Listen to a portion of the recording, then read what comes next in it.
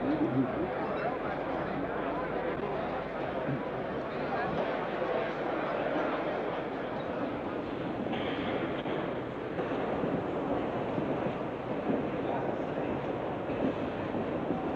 did you close down the only black paper in Rhodesia recently? Well, I didn't really close it down. It was a decision of the government, which came first from the Ministerial Council and then to the Executive Council. I want to make that clear. The next point I make is it is not the only black paper in Rhodesia. There are a number of these black papers.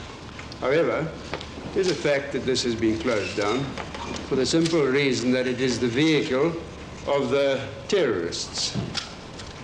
And I would remind you that we are in a state of war, fighting for our existence. I believe that we have done what any other country would do under similar circumstances. For example, I don't believe that in the middle of the last World War, the United States government would have tolerated a situation where a paper from one of their enemies, let us say the Nazis, would have been entitled to operate here within the United States, propagating the views and the policy of the enemy as against the United States. But all reports show that the number increases who are going across the border. They're not just sitting on the fence. Well, as far as the guerrilla forces go, I think it is only fair that this point has got to be made clear. The Patriotic Front as such has no unified military high command.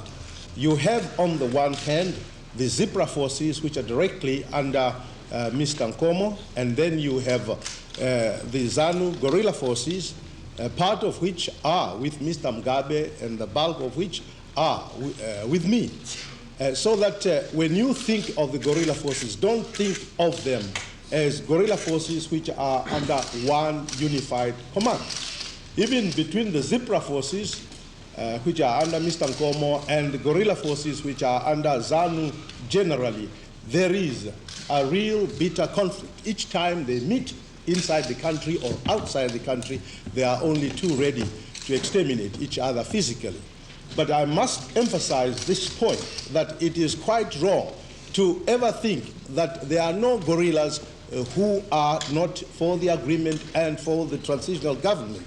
I remember myself when I returned home last year after 2.5 years exile, many guerrillas said to me, you put us in the bush, we are tired of staying in the bush, we are happy that you have come back home to take us out of the